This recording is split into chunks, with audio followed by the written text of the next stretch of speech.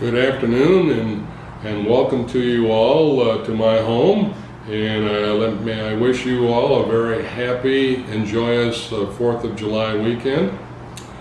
Today we are going to discuss the 7th lesson in our chain of historical events regarding Thompson-Philo ancestry individuals. And the person or the family line that we're going to talk about is the Charters family.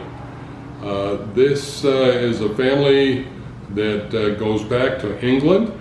As far as I've traced back is to our 4th great-grandfather, John Henry Charters, was born in 1765 in England, died in 1856 in Quebec, Canada.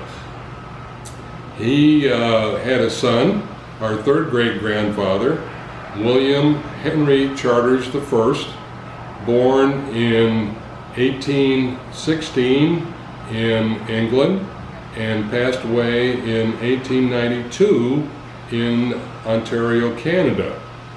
William Henry I was married to Jane Humphrey, who was born in Scotland in 1821. Passed away in Ontario, Canada as well, same year as her husband, 1892. Long about 1840, William and Jane decided to move from Quebec to Ontario, Canada. So they loaded up their wagon and covered wagon and set off on a trip to Upper Canada from Quebec. Upper Canada is today known as Ontario. And their trip took them down into the United States, where in 1841, their son, William Henry Charters II, our 3rd great-grandfather, our 2nd great-grandfather, was born in 1841. He was born in Vermont, and then lived not the majority, but a good portion of his adult life in Canada. He immigrated to the United States in 1875, and by 1880 he was living in Bay City, Michigan, and there were a good number of Charter relatives, I believe, living in Bay City in 1880 for the census. He married a lady by the name of Mary Ann Daw, and she was born in England in 1841 and passed away in Flint, Genesee County, Michigan in 1898. He married again, William Henry Charters, married a second time, a lady by the name of Mary Spates, capital S-P-A-T-E-S, and she was like 24 years younger than him. He married her in 1907. He was 61 years old. She was 37 years old. So 24 years difference. They resided on a farm in Fenton Township, Michigan, a farm that he had purchased in 1889, 100-acre farm located in Fenton Township, Michigan, in Section 1, and he paid $6,000 for that farm in 1889. By 1904, he had sold the farm to his son, our 1st great-grandfather, John Henry Charters, for the sum of $4,000, and John Henry assumed the 2 mortgages on the property, so that he now owned the Charters farm in 1904.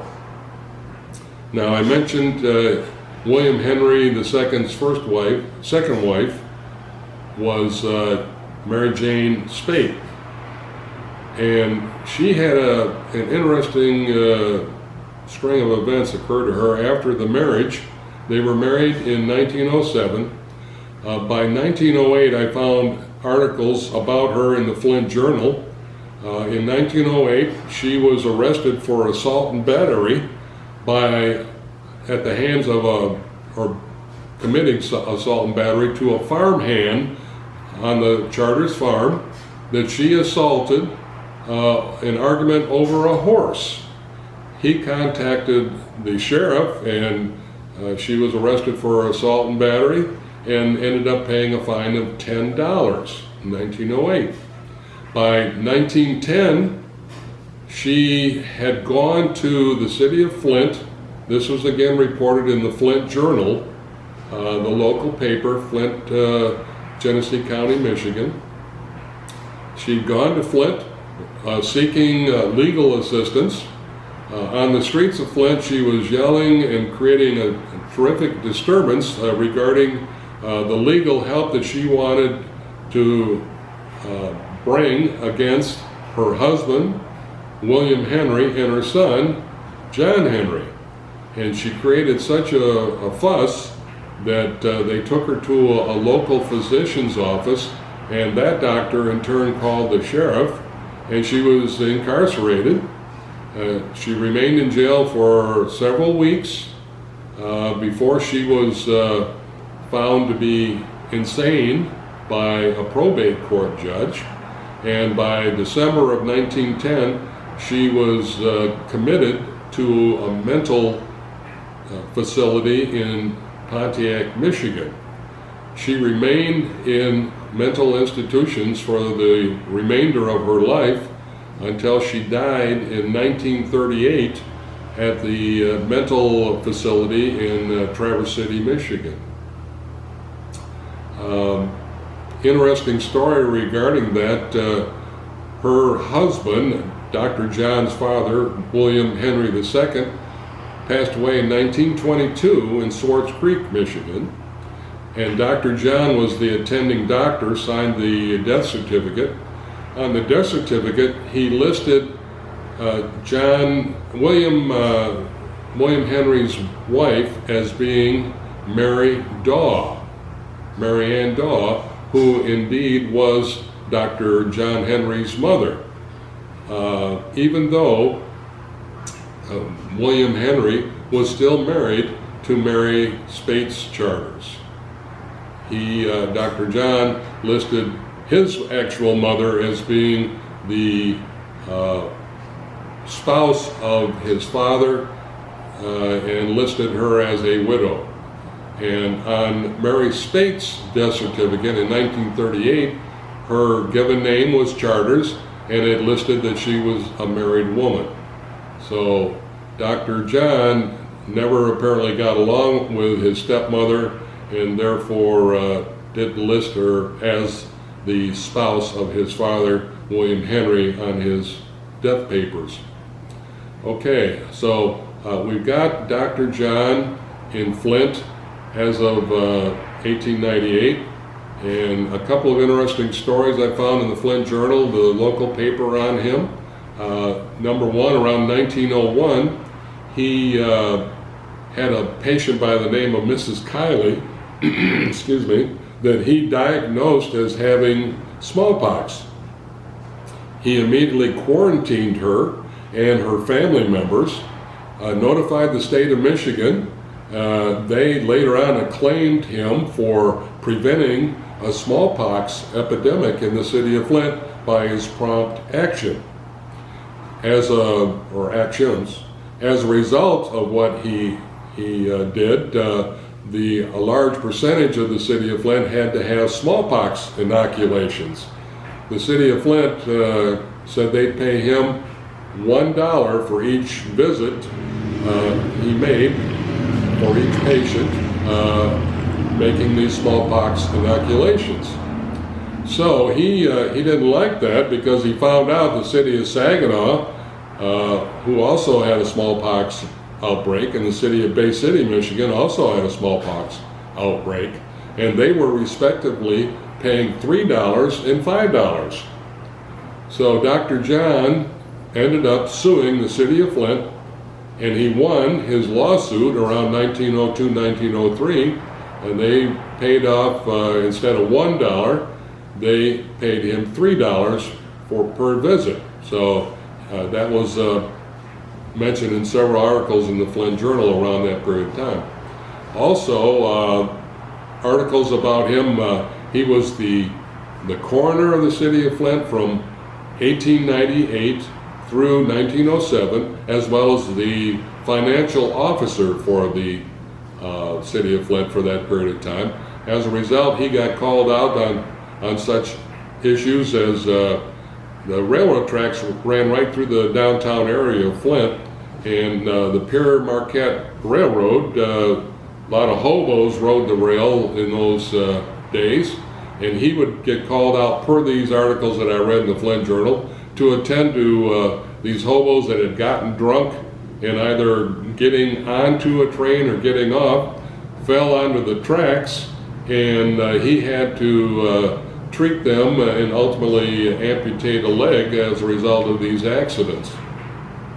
So a number of articles about his days in Flint can be found in the Flint Journal.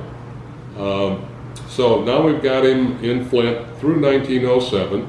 In 1907, he married a lady by the name of Nellie Hanson Charters, and they immediately moved to Boyne City, Michigan. And he established the first hospital in Boyne City, Michigan, and that building, it's a home now, a private home, still stands at 214 State Street in Boyne City, Michigan. There are one or two plaques mounted on that building today stating that he, Dr. Charters, established the first hospital. It had a surgical suite and it had like a 4-bed ward where he treated patients. And he and Nellie actually lived in the hospital for a period of time. While he was in Boyne City, he purchased a lot of property. And by my count, I actually went to Charlevoix, Michigan, the county seat for Charlevoix County. He lived in Evelyn Township and bought a lot of property in Evelyn Township, built a home there. And by the deeds that I found regarding his purchase of land and sale of land, at one time, by my calculation, he owned 1,400 lakefront feet of property on Pine Lake, which is known today as Lake Charlevoix. Very nice lake in Michigan. One of the pieces of property that he owned by 1955 on Lake Charlevoix, by 1955, he had sold this property to the Royal Watkins coal-fired power plant. And it later was sold to the present-day owner on down the line. It was owned by the current-day Somerset Point Marina and Banquet facility. Beautiful facility. They've got a nice website if you'd like to check them out, Somerset Point. And his property, you can see where his home was, the stream. A stream ran right in front of his home, Porter Creek. And when you look at the website for Somerset Point, you'll see weddings that took place right out on Lake Charlevoix, and you can see Porter Creek running along the side there to give you an idea of where he owned property.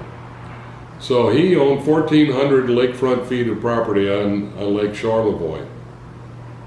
Now, he was there in Boyne City until 1907, and then he and Nellie got the wanderlust apparently. He moved to Grand Rapids, Michigan, where he opened a practice, where he specialized primarily in obstetrics. His medical office was located in the Metz, M-E-T-Z, Metz building that was located on Fulton East. Now, where that Metz Medical Arts building was located is now a vacant parking lot.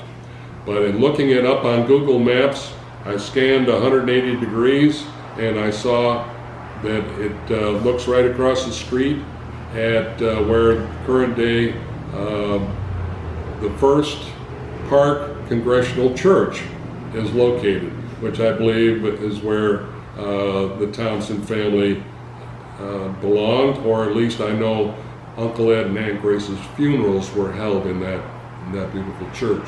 So that's kind of an irony. So he and Nellie stayed in Grand Rapids for 2 years, and then subsequently they moved to Swartz Creek, Michigan, where he opened an office. Thereafter, he lived and had an office in Flushing, Michigan, Genesee County.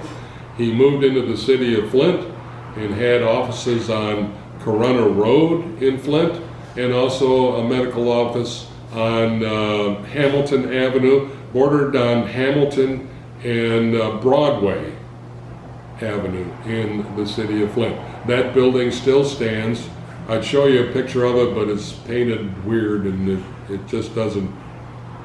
As a kid, I remember often going by that building and thinking what a nice looking building it was. I had no idea that it belonged to my great-grandfather. It's too bad that Cecil Thompson would not ever avow John Henry Charters as being his father. I heard by way of my mother that Dr. John had offered property on the Charters farm to Cecil Thompson on Lake Kopniconic, but that Cecil had nothing to do with his real father. He just didn't want to admit that he was illegitimate. So that's a shame. I would have loved to have been able to meet Dr. Charters. I think he was a very kind, compassionate man, and very much an influential person in the city of Flint while he was here. He accomplished a lot in his lifetime, and I think we can all be proud that he was an ancestor of ours. So that brings us to the end of these lessons. We've learned that our ancestors came from England, from Scotland, from the Netherlands. They were Dutch, Germany. So we have a wide variety of ancestors, and we can be very proud of the people that came before us. I will continue to do my genealogy research. If I come across anything of note, I will surely let you know. If you have any questions about any of the information I've shared with you, please feel free to give me a call.